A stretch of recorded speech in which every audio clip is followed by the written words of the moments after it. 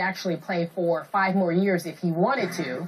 And then earlier in the season, he said, guess what, I may retire, after next season. So with all that in mind, and now we have this injury, how does this impact Kobe's future? Well, first of all, I think it eliminates the prospect of 5 additional years. That's number one. Number two, and more importantly, what we have to understand about Kobe is that playing the game is relatively easy for him. Of course, he says he could play 4 or 5 more years because he knows and believes in his sleep he can average 20. The problem for Kobe Bryant in terms of him contemplating retirement is all the work that he has to put into to have himself at an elite level where he can do what he does on a night-in, night-out basis. That's his problem. So the fact that he's torn his Achilles, as Skip has alluded to, I had a cracked kneecap in half. I never tore the Achilles. But you listen to anybody who's endured that, they talk about how it's a living hell. Like it's so incredibly difficult to deal with. Knowing that, you have to ask yourself, like he alluded to on his Facebook page, do I really want to go through this? Go through all of this stuff that it's going to take me to prepare to get myself back to where I'm accustomed to being. Because understand something, Skip, and this is very, very important. Michael Jordan modified his game, as you well know, and changed it. Once the athleticism dissipated, and he had to rely more on his savvy, his know-how, his cerebral approach to the game, along with that jump shot. You have to understand that Michael Jordan just found a different way to beat you and to be effective. Kobe Bryant, believe it or not, is a tad bit different because as effective as he could make himself to be, he doesn't want to be around for us to witness that dissipation, even in the athleticism department. Yeah. So if the Achilles is everything that you and others who've endured it have said it is, then it's going to take something significant away from him physically. And even if he can still go out there and average 25 a game and stuff like that, he's not going to want to sit around doing that for too long because he knows eventually it's going to catch up to him. Okay, so bottom line to this question, the answer is unknowable. I have no idea how Kobe's going to be able to bounce back. Do we both agree this is the ultimate workout warrior in Kobe Bryant? Yes. With Tim Grover at his side, if you give anybody a shot to come back faster than ever, it's this guy. Stephen A., let's look at what happens. I told you it's the most mysterious, debilitating injury of all. And it's the longest, hardest rehab. They say 6 to 9 months. Who knows what it could be. But the problem is always rebuilding your confidence to be able to push off it and trust that it won't pop again. And it could take 8 or 9 months, which is going to leak into next year, which means next year could be kind of a lost cause for Kobe and the Lakers. I don't know. Yeah. And it could actually extend how many years Kobe ultimately plays because he may not be able to bounce back full throttle Kobe until age 36 and 37. And would I be surprised if Kobe's playing at 36? No, I wouldn't surprise me at all. Yeah. So maybe you'll get a couple of more years longer term than you would have. But let's look real quick, Stephen A. Isaiah Thomas, the great Zeke, 32. popped his Achilles at 32 and tried to come back and just quit. He retired at 32. God bless him. Dominic. Yeah, it's different though, Skip. Yeah. Technology, different time. Yeah. Somewhat, but you're 20 years right. ago. I hope you're right. Dominic pops his at 32. He comes back and makes 2 All-Star teams, so it's possible there. We look at Elton Brand. His goes at age 28. He'd made 2 All-Star teams. Now he's come back from it. Last 5-6 years, not great, Stephen A. He lost a lot because of the Achilles. We've seen Norm Nixon going way back, have to retire. I can go on and on. It's unpredictable and unknowable. So do I think Kobe can start next year 100% Kobe that we just saw? I don't. No, it's not possible. Because here's the thing. He is human. But here's the problem. They need to stop that nonsense. He might miss training camp, but he could get back for the beginning of the season. Stop that. Just stop it. That's ridiculous. And I'm not saying he can't do it. I'm saying it's not advisable to do it. Yeah. He needs to take his time. But the reason why I'm not worried about Kobe on that level, Skip, is because in the doesn't want you to see him as a shell of himself. I understand. See, that's the difference. He doesn't want it. Yeah. He would rather sit out Until he's 100, and miss games than for you to come back, than for him to come back and we look at him and say, you know what? He's done. All right, Stephen, let's talk about this. Mike D'Antoni told USA Today about talking about Kobe's injuries that he didn't believe there was any connection with his excessive minutes. So let's take a look at this quote. It was the decision that we had to make at the time, and it was the decision that was made with Kobe. He was very insistent on it. I was a little reluctant, but he said he could do it. He felt great. We kept checking every day with the trainers and him. Where are you? How are you? What are you doing?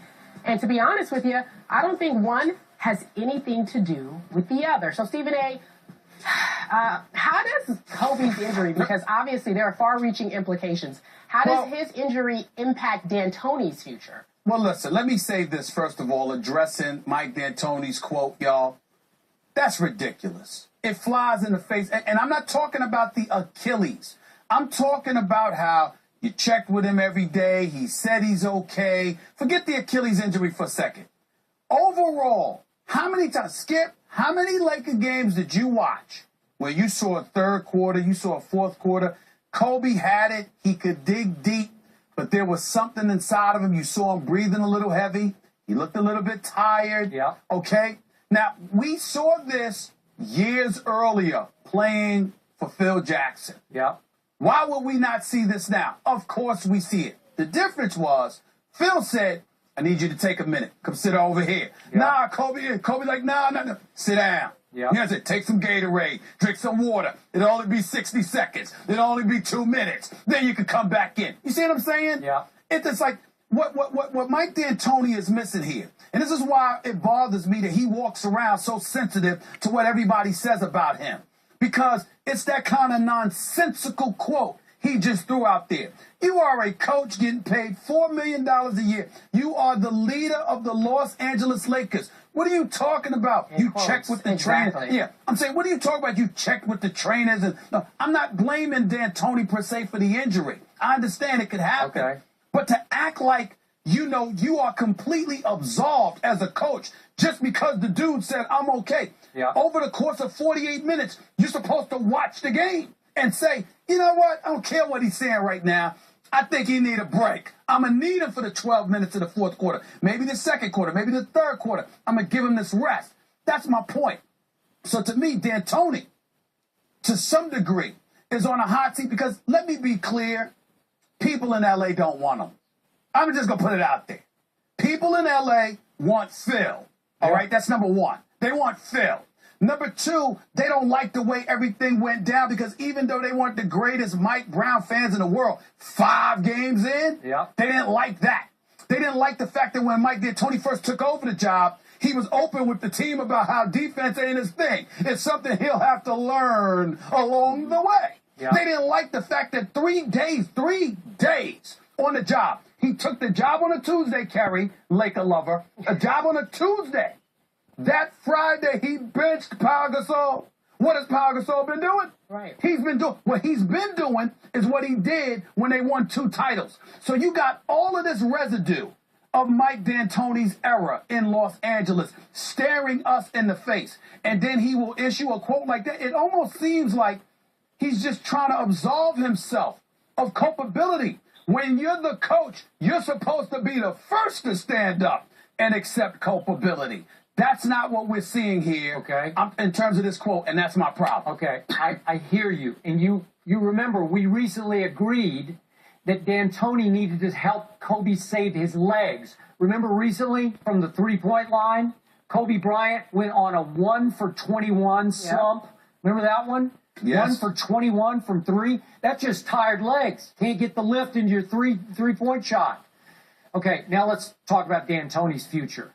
I think Kobe's injury, crazy as it sounds, I think it saved D'Antoni's job because it effectively it put it on hold for next year where Jim Buss doesn't have to immediately answer for a Kobe-led team collapsing in the playoffs. Where, let's just say they play the Thunder and got swept, 5 games, whatever.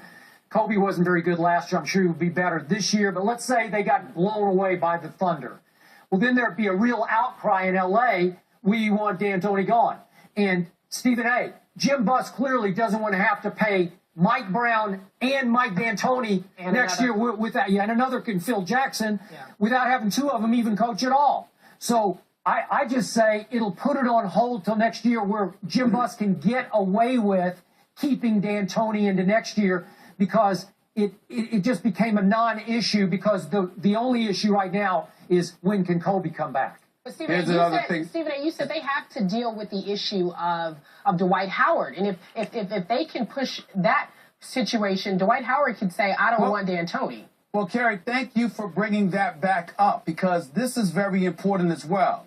If you remember, one of the things I forgot to add was when D'Antoni benched Pau Gasol 3 days on the job. Remember, as a Laker lover, in the immediate aftermath of that, Dwight Howard was missing those free throws, shooting at 46%. People asked D'Antoni, why don't you bench Dwight Howard? His response was, you don't do that to a franchise player. You ride that wave. You take care of him. You show faith in him. That's what he said. Well, if that's the case, why the last week of the season are you and Dwight Howard in the newspapers essentially feuding? Because Dwight Howard is saying, could you feed the big boy the ball? Maybe that will help improve our defense, because we'll slow down the game. We'll have sets. We're running the ball inside out. And as a result, it will put us in a position to get back on defense, get set, and position ourselves to defend better. Okay? D'Antoni was like, yeah, I heard him, and was dismissive of it. So 1 minute you're praising him and talking about he's the franchise. The next minute, you're at odds with him in terms of feeding him the basketball. But this is the dude y'all want to re-sign to max dollars because he's the cornerstone of your franchise in the future. So now you've got a situation where potentially D'Antoni could be alienating Dwight Howard without even realizing it, because he's in his own world. And as a result, going into free agency with the Atlanta Hawks telling everybody they're going to pursue Dwight Howard, with Dwight Howard's father wanting him to come back home to Atlanta, with Houston, with James Harden, Jeremy Lin, Chandler Parsons and those boys, all right, which, by the way, Kevin McHale doing an outstanding job coaching them, and they're young. And it's a tax-free state that is Texas. That's an option. Dallas, another tax-free state. I mean, obviously it's the same state as Texas, but they're another tax-free team. They've got that option. So if you've got these options, you would think that D'Antoni would be aware of this and make sure he made the big boy happy. Okay. But that hasn't happened. Okay, but would Dwight demand to stay in L.A. that D'Antoni be fired? Yeah. I don't think so. I don't think Dwight wants that on him this time the way it was in Orlando. You're right, but remember, I don't believe so either.